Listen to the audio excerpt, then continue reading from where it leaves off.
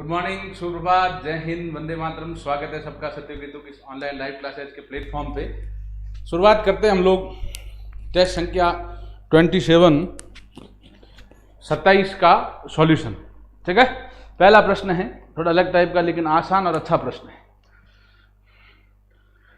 अच्छा, एक बच्चा कह रहा है एग्जाम कब होगा। आपकी चिंताओं से मैं वाकिफ हूं, लेकिन अभी 27 मार्च को एग्जाम मेरे ख्याल से उदयपुर वालों का तो मुश्किल ही है, लगभग असंभव है, क्योंकि 27 मार्च को अगर एग्जाम होता तो अब तक सूचना आ जाती भाई 17 तारीख को 15 तारीख को एडमिट कार्ड भी तो देते ना।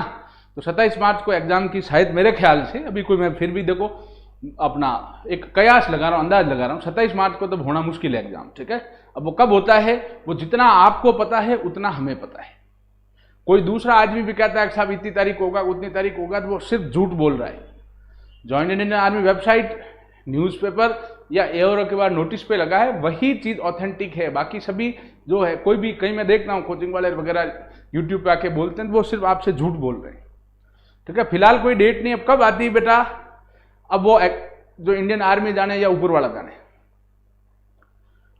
लेकिन जल्द आने की संभावना है। चलिए, पहला प्रश्न है 8 की घात 3 इंटू 10 की घात 2 इंटू 5 की घात 3 में कितने अभाज्य गुणनखंड है। 8 को मैं क्या लिख सकता हूं, 2 की घात 3 की घात 3 है ये। 2 की घात क्यों लिखा 3, क्योंकि 8 का अभाज्य गुणनखंड करो तो क्या होता है, 2 इंटू 2 इंटू 2, 2 दूनी 4, 4 दूनी 8, 2 की घात 3 इंटू की घात 3 है इंटू 10 को क्या लिख सकते हैं, 2 इंटू 5 की घात 2 है इंटू, इसको क्या लिखेंगे, 5 की घात 3।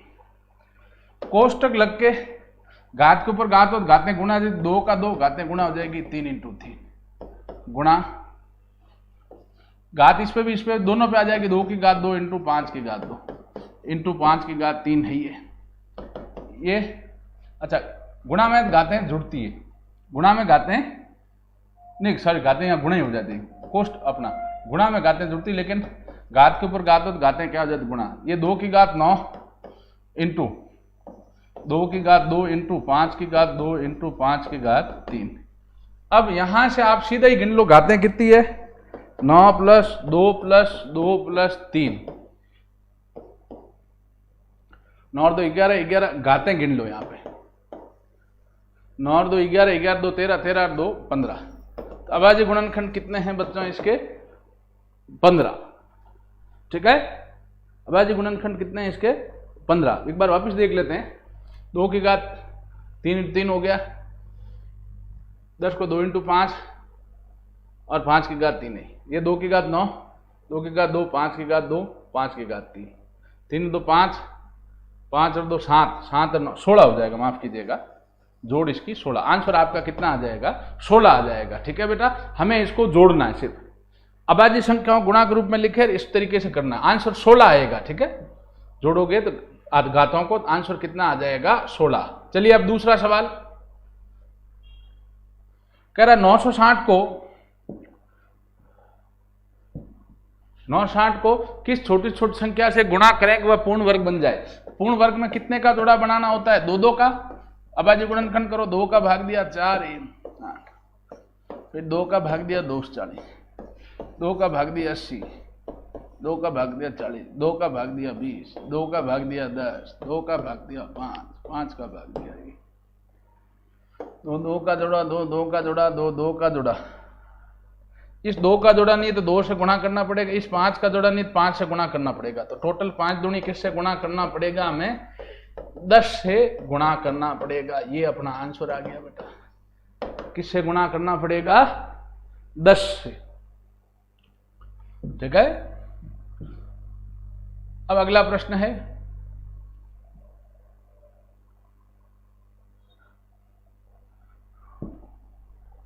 लसब मसब का प्रश्न है। एक्स वाई वाली संख्याएं दे रखी है, उनका लसब मसब निकालना आसान सा प्रश्न है। एक तो संख्या ये है 48 एक्स की घात 2 वाई की घात 5 जेड की घात 3, एक है 72 एक्स की घात 3 वाई की घात 3 जेड की घात 4।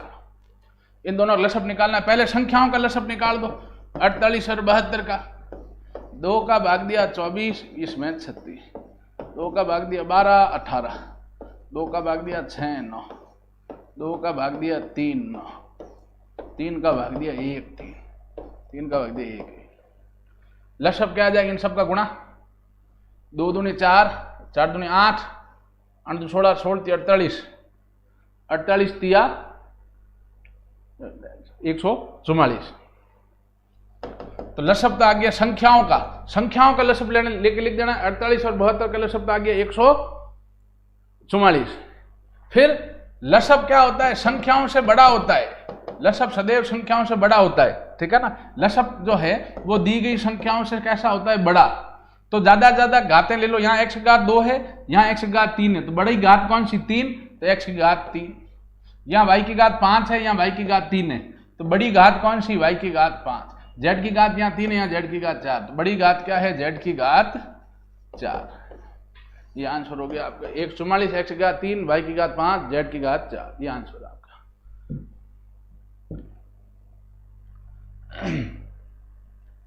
अब दशमलव का भाग है तो सबसे पहले बटे में लेके फिर पॉइंट हटा के इसको हल कर देना है।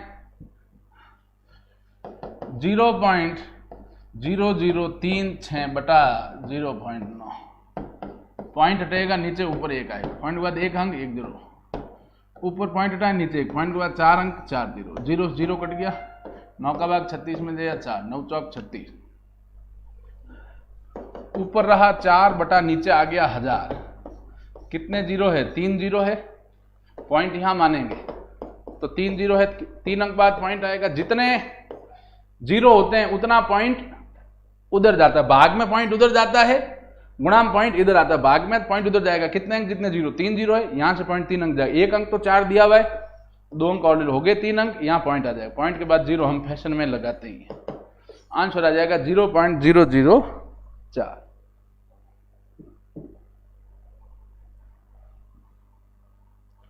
अब भिन्नों की बाकी है भैया, आसान सा प्रश्न है ये तो।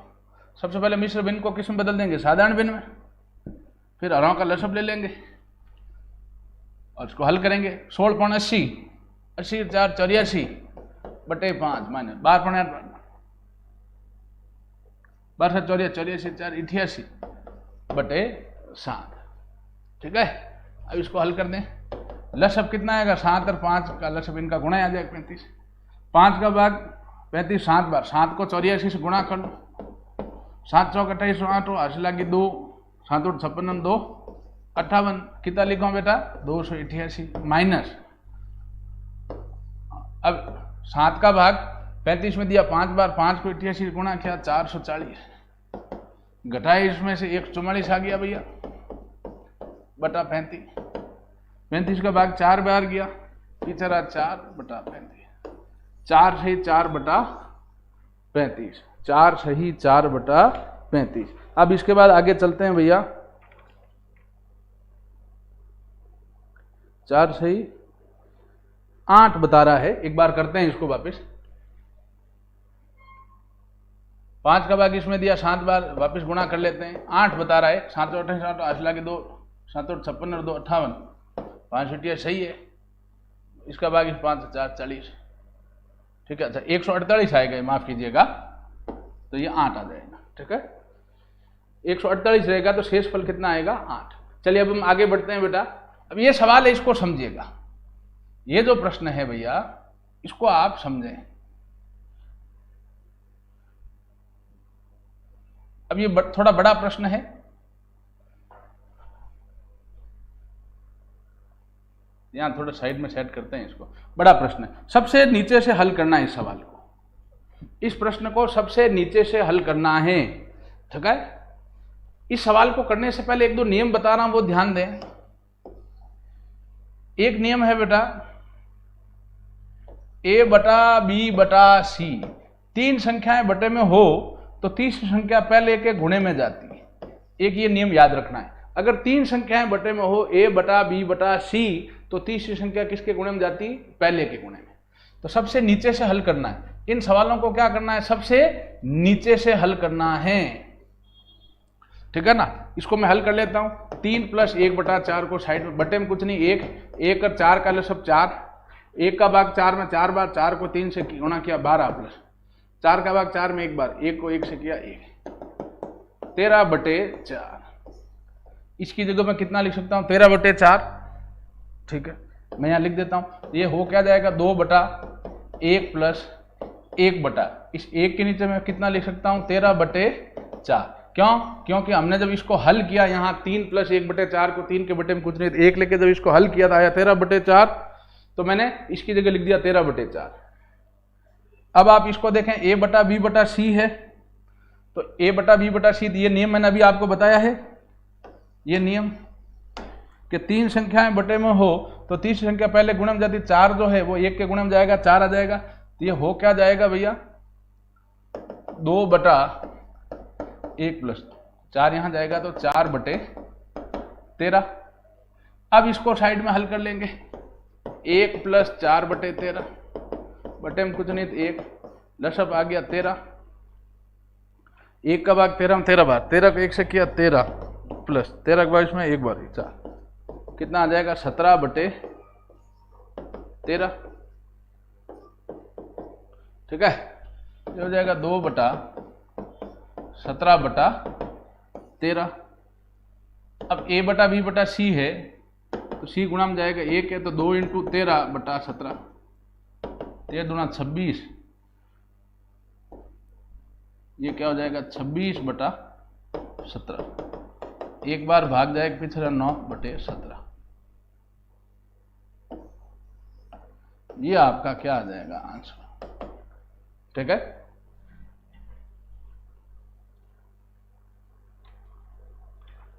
एक सही 9/17 ये आपका करेक्ट आंसर होगा। तो सबसे नीचे से हल करना है और ये नियम याद रखना है, a/b/c होता है तो c किसके गुणा में जाता है a के, पहली संख्या के। ये आसान प्रश्न है बिल्कुल। चलिए पहले इसको करते हैं।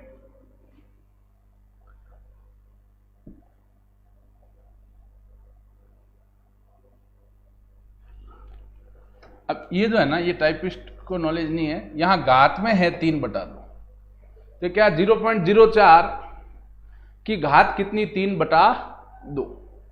तो भैया सबसे पहले तो 0.24 को हम किसका वर्ग लिख सकते हैं, 0.2 की घात 2 लिख सकते हैं। कारण क्या आप देख लो भाई, 0.2 को अगर हम 0.2 से गुणा करें तो 2 दूनी 4 आ जाएगा, पॉइंट के बाद यहाँ 1 अंक है, यहाँ पॉइंट के बाद 1 अंक है, 1 और 1 कितने अंक होते हैं भैया 2 अंक, इकाई अंक से 2 अंक बाद 1 और 2 अंक बाद यहाँ पॉइंट आ जाएगा,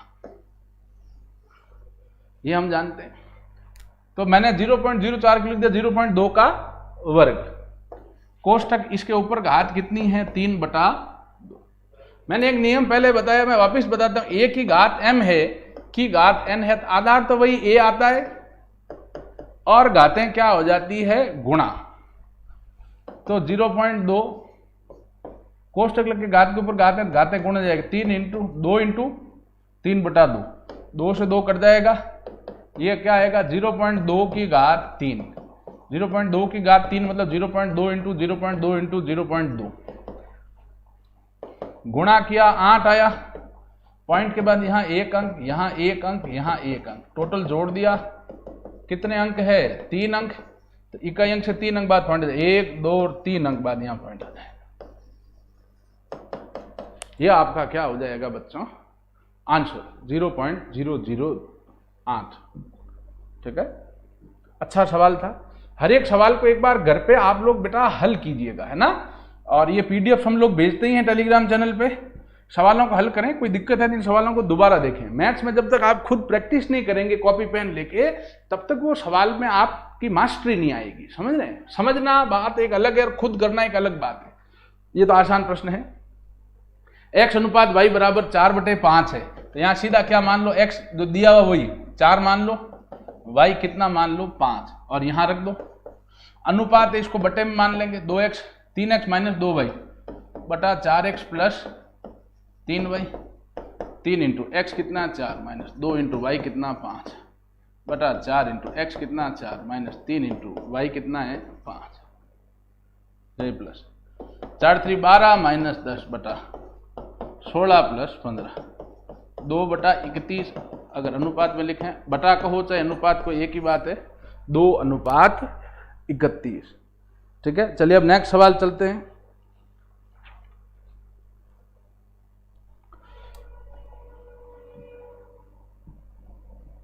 अगला प्रश्न है औसत का, लेकिन अलग प्रश्न है। अपवर्तक किसे कहते हैं ये हमें पता होना चाहिए, तभी ये सवाल होगा हमसे। प्रश्न है 84 के सभी अपवर्तकों का औसत पूछ रहा है। 84 के सभी अपवर्तक अब 84 के अपवर्तक कौन कौन से होंगे बेटा? अपवर्तकों का औसत पूछा है तो पहले 84 के अपवर्तक लेंगे। 84 अपवर्तक कौन सा होगा? 1। वो संख्या है जिसका भाग 84 में जाता है। 1 का भाग जाता है, 2 का जाता है, 3 का जाता है, 4 का जाता है, 5 का नहीं जाएगा, 6 का देखते हैं, इसमें 6 का जाएगा, ठीक है, फिर 8 का नहीं जाएगा, फिर 10 का नहीं जाएगा, 12 का जाएगा भैया तो 12, फिर 12 के बाद में इसमें 16 का भाग नहीं जाएगा, 16.80 होता है ये, 15 का नहीं जाएगा, 17 का नहीं जाएगा, 18 का नहीं जाएगा, 18 चौक 72 नहीं जाए, 20 नहीं जाए, 22, 24 का भाग भी नहीं जाएगा,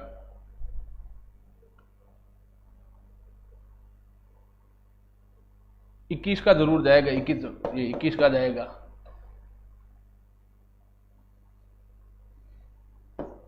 21 के बाद 42 का जाएगा, और 42 के बाद स्वयं 84 का जाएगा। ठीक है, वो संख्याएं जिनका भाग 84 में जाता हो, 1 का जाएगा, 2 का, 3 का, 4 का, 6 का, फिर 8 10 का नहीं जाएगा, सीधा 12 का जाएगा, फिर 15 का नहीं जाना है, 13 का नहीं जाना है, 16 का भी नहीं जाएगा, 17 नहीं जाएगा, 18 नहीं जाएगा, 7 का जा रहा है इसमें, ये भी बात सही है, 7 भी लेंगे इसमें। वो संख्याएं लेनी हमें, इसमें ये चीज ध्यान दें बेटा। तो 14 का भाग इसमें 14.70, 14 का भी जा रहा है, फिर तो सारी संख्याएं लेनी। अगर हम कोई संख्या चूक गए तो फिर गड़बड़ है। 14 का जाएगा, और 14 के बाद में 21, 21 के बाद में 42 और 84। इसके अलावा कोई संख्या का भाग जा रहा है क्या? देखें आप, 1 का जा रहा है, 2 का, 3 का, 4 का, 6 का, 7 का, 12 का,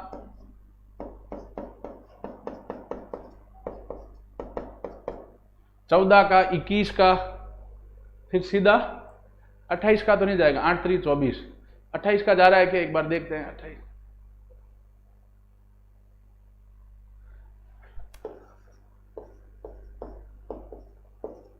28 का भी जा रहा है बेटा, ठीक है, इसमें 28 भी लेंगे।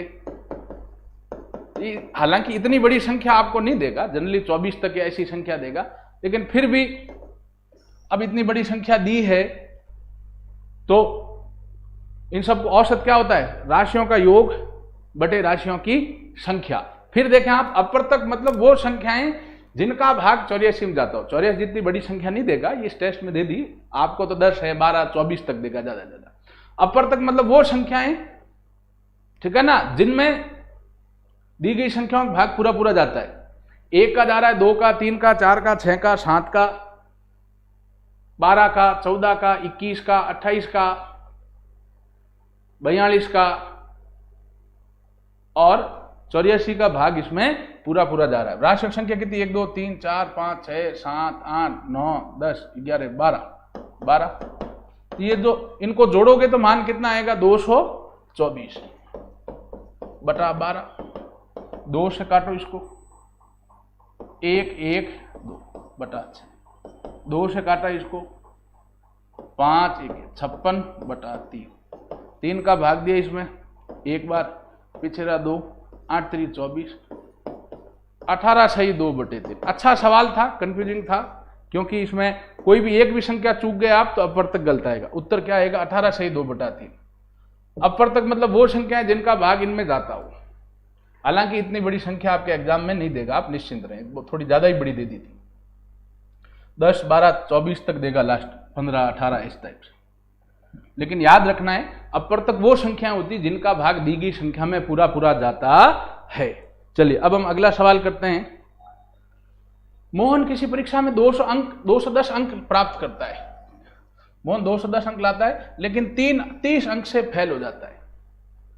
परीक्षा का महत्तम अंक 800, पेपर कितना, कुल कितने नंबर का है? 800 का। ये आसान सवाल है, तो खैर हो गया फिर तो।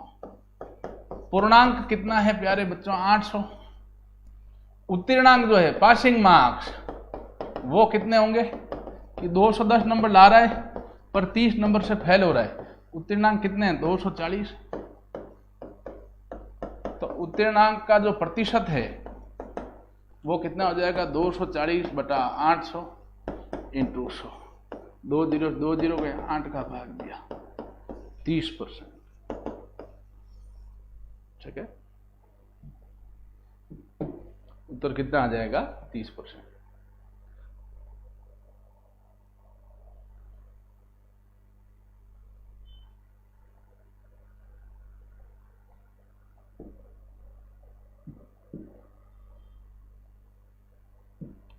प्रश्न है 320 आमों को 400 आमों की लागत पर बेचने पर लाभ ज्ञात कीजिए। इसमें ध्यान देना है, कहने का मतलब ये कह रहा है 320 आमों का जो विक्रय मूल्य है, इस सवाल का कहने का मतलब ये है वो जो कि 400 आमों का जो क्रय मूल्य है उसके बराबर अगर बेचें, यही कह रहा है बच्चों। आप समझें इसको कि 320 आमों को 400 रुपए की लागत में बेचने पर 320 आमों का जो विक्रय मूल्य है, 320 आमों को जो बेचने का मूल्य है, कितने में बेचा, वो किसके बराबर है? 400 आमों के क्रय मूल्य के बराबर। तो लाभ या हानि प्रतिशत ज्ञात कीजिए। इसमें एक ट्रिक याद रखें, इसमें मैं एक ट्रिक बता रहा हूं वो याद रखें। इधर वाला मूल्य इधर वाली संख्या मान लें, इधर वाला मूल्य बराबर के इधर वाली संख्या मान लें। इसमें दिमाग नहीं लगाना है, केवल ये ट्रिक याद रखें।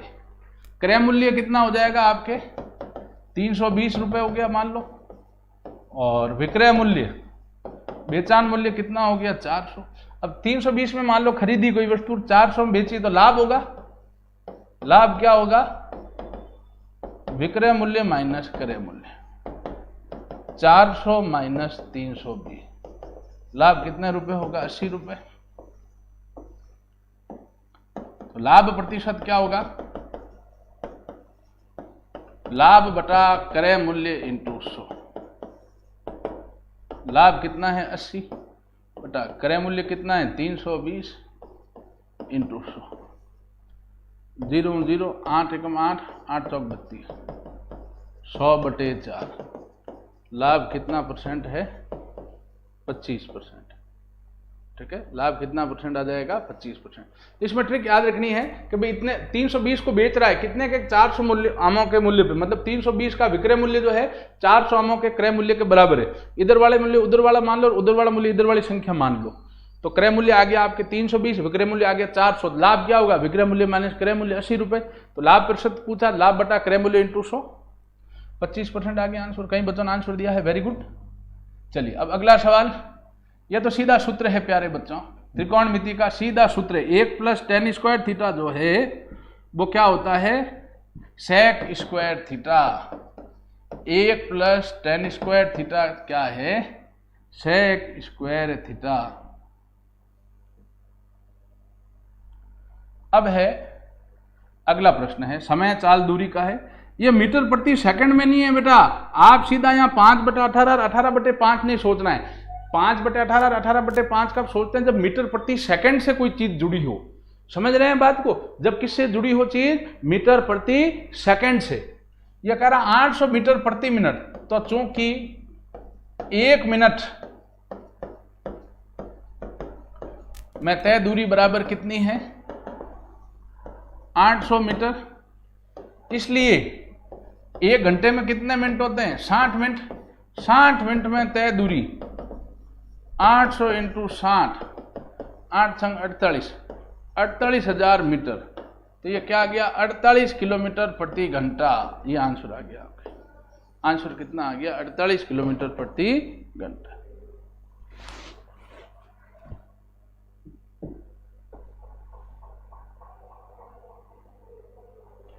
अगला प्रश्न है, कितने समय में 400 रुपए, साधारण ब्याज का प्रश्न है क्योंकि चक्रवृद्धि शब्द नहीं दिया है। जब तक चक्रवृद्धि शब्द नहीं देता तब तक हमें कौन सा मानना है? साधारण ब्याज का प्रश्न। कितने समय में, समय पूछा है। 400 रुपए, 8% की दर से 400 छिन्न हो जाएंगे। मूलधन कितना?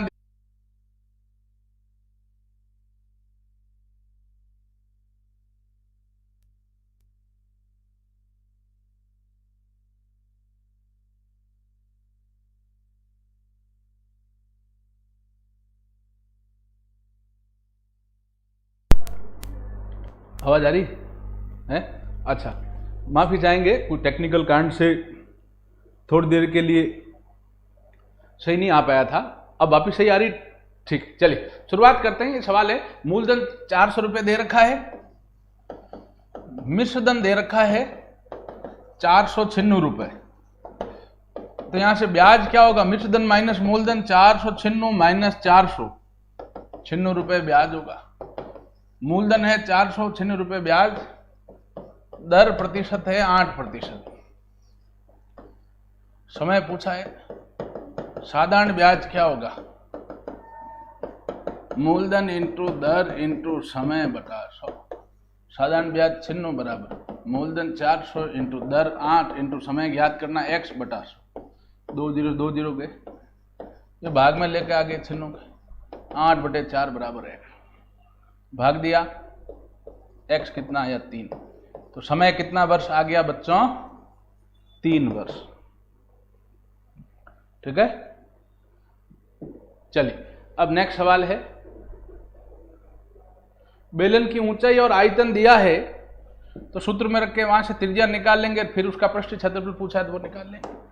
भाई जो बेलन है, बेलन का जो आयतन है, आयतन का सूत्र क्या होता है? पाई आर स्क्वायर एच, वो बराबर दिया हुआ कितना? 1540।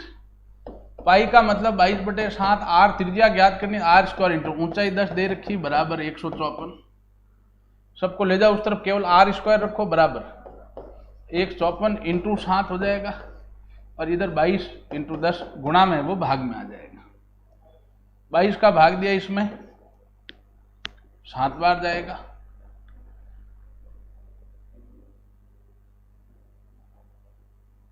अच्छा 0 और 0 से 0 ये कट गया, तो आर स्क्वायर कितना आया? 7 इंटू 7।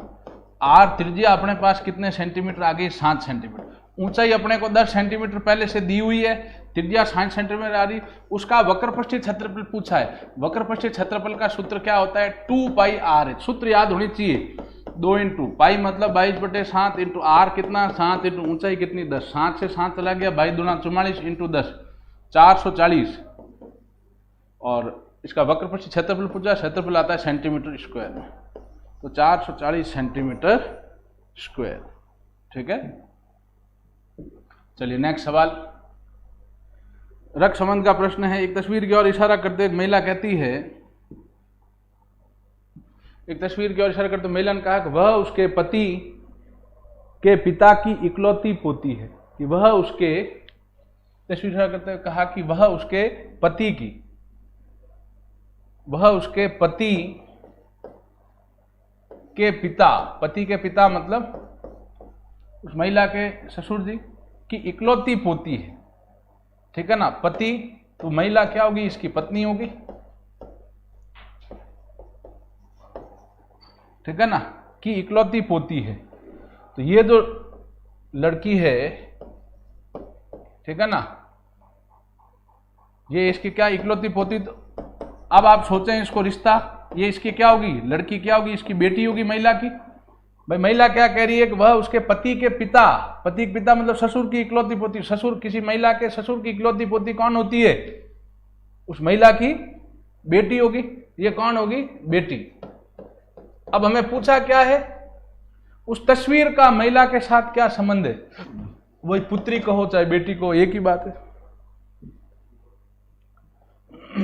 चलिए नेक्स्ट सवाल, अनिल आनंद से भारी। आसान प्रश्न है, इसमें शब्दों पे ध्यान देना है बस। मुंह किस तरफ खुलता है? बड़े की तरफ। अनिल जो है आनंद से भारी, जिसका नाम पहले देता है उसी की बात चलती है। अनिल जो है आनंद से भारी, ठीक है लिख दिया आनंद से भारी। आनंद विजय से भारी, ये आनंद लिख दिया, ये विजय से भारी है। रमन अनिल से भारी है, रमन जो है वो अनिल से भारी है। तो सबसे भारी कौन है? रमन। सीधी सी बात है, यहां देखने से ही पता चल रहा है कि सबसे भारी कौन है? रमन। ठीक है, चलिए अब हम इसके बाद आगे चलते हैं भैया अगले प्रश्न की ओर।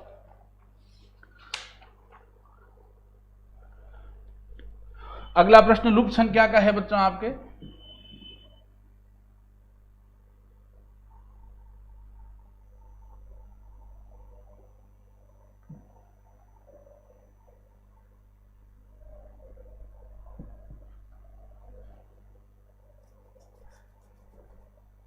ये क्या कर रहा है, पिछली दो संख्याओं को गुणा करने से अगली संख्या आ रही है। 1 इंटू 3 3, 3 इंटू 3 9, 9 इंटू 3 27, तो 27 इंटू 3 81। सर 27 इंटू 9 करेंगे, माफ कीजिएगा, पिछली दो संख्याएं, तो 27 को किससे गुणा करेंगे, 27 से पिछली संख्या क्या है 9, इसे गुणा करेंगे। जब 27 को आप 9 से गुणा करोगे तो कितना आ जाएगा 243, ये आंसर।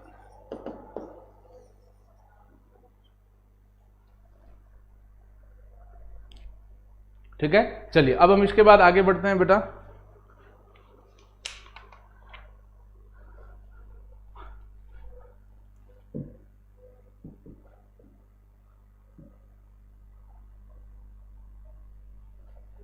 कह रहा ऐसे कितने नगर है, वैन आरेख में पूछा है, हमें केवल चित्रों पे ध्यान देना है इसमें। ठीक है, आसान प्रश्न है, हमें केवल किस पे ध्यान देना है, चित्रों पे। ऐसे कितने नगर है जो राज्य या राज्य की राजधानी या जिले नहीं है। ऐसे नगर, नगर मतलब वो इसके अंदर होना ही चाहिए, इस वर्ग के अंदर, लेकिन वो राज्य की राजधानी नहीं हो, मतलब इसमें नहीं होना चाहिए तो इसको काट दो। जिले नहीं होना चाहिए, मतलब इसको काट दो। तो आंसर आपका कितना आ जाएगा 5। कह रहा है नगर होना चाहिए, मतलब नगर वाली आकृति में होना चाहिए, नगर की आकृति ऊपर वाला वर्ग है इसमें होना चाहिए, लेकिन राज्य की राजधानी नहीं होनी चाहिए, मतलब व्रत नहीं होना चाहिए, इसको काट दो। जिला नहीं होना चाहिए, नीचे वाले वर्ग को काट दो। उत्तर केवल कितना आ जाएगा 5।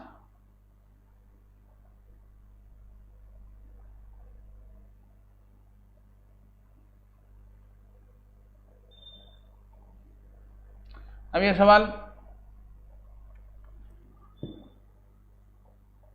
कह रहा ऐसे कितने ऐसे नगर है जो जिले भी है। ये मतलब नगर मतलब इसमें हो और जिले मतलब इसमें भी हो, जो दोनों में हो। तो दोनों में कितने हैं 6 + 2, आंसर आपका कितना आ जाएगा 8। ऐसे जो नगर भी हो और जिले भी हो, जो दोनों में हो, तो उसका आंसर कितना आ जाएगा बच्चों 8। ठीक है, अच्छा इसमें एक चीज और है, सुनिएगा। अब कई बच्चे कहते हैं साहब 2 भी हो सकता है, लेकिन ये 6 वाला भी तो इसमें शामिल करेंगे, ये ध्यान देना। कई बच्चे कहते हैं कि साहब केवल 2 हो, क्यों? क्योंकि क्या साहब नगर और जिले ही कहा है कि जो नगर है, ऐसे नगर जो जिले भी हैं, ऐसे नगर जो जिले भी हैं, तो 6 भी नगर और जिला है। अब वो राज्य की राजधानी है नहीं है, वो तो अपने को प्रश्न में कहा ही नहीं है। हमें तो ये दोनों शर्त होनी चाहिए, नगर भी हो, नगर मतलब ऊपर वाले में हो, जिला मतलब नीचे वाले में भी हो। राज्य की राजधानी नहीं कहता तो 6 हटाते, साथ में अगर कहता तथा राज्य की राजधानी नहीं है तो ये हटा देते और 6 हट जाता और केवल 2 रहता। राज्य की राजधानी का जिक्र है ही नहीं, केवल इन 2 बातों का। आंसर इसका ज्यादा करेक्ट जो है वो आपका 8 होगा। ठीक है, चलिए आज की क्लास में इतना ही, धन्यवाद दोस्तों।